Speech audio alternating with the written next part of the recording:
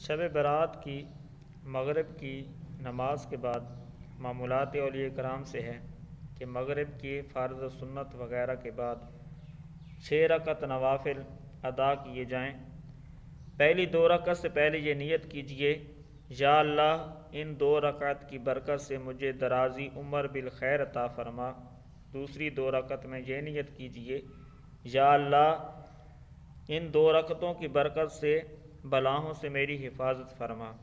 تیسری 2 رکعت کے لیے یہ نیت کیجیے، یا اللہ ان 2 رکعتوں کی برکت سے مجھے اپنے سوا کسی کا محتاج نہ کر۔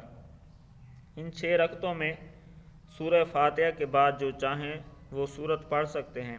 بہتر یہ ہے کہ ہر رکعت میں سورہ فاتحہ کے بعد 3 بار سورہ اخلاص پڑھ لیجئے۔ ہر 2 رکعت کے بعد 21 بار قل هو اللہ احد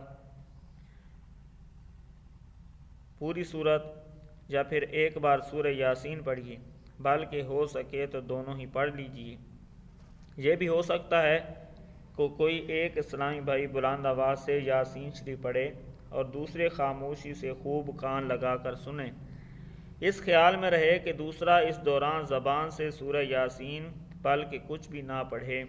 یہ مسئلہ خوب یاد رکھیے کہ جب قرآن کریم بلند آواز سے پڑھا جائے تو جو لوگ سننے کے لیے حاضر ہیں ان پر فرض عین ہے کہ چپ چاپ خوب کان لگا کر سنیں۔ انشاءاللہ عز و جل رات شروع ہوتے ہی ثواب کا انبار لگ جائے گا۔ ہر بار سورہ یاسین کے بعد دعائے نصف شعبان بھی پڑھیے۔ مالک کریم ہمیں عمل کی توفیق عطا فرمائے اور اس بات کو آگے شیئر کرنے کی توفیق عطا فرمائے۔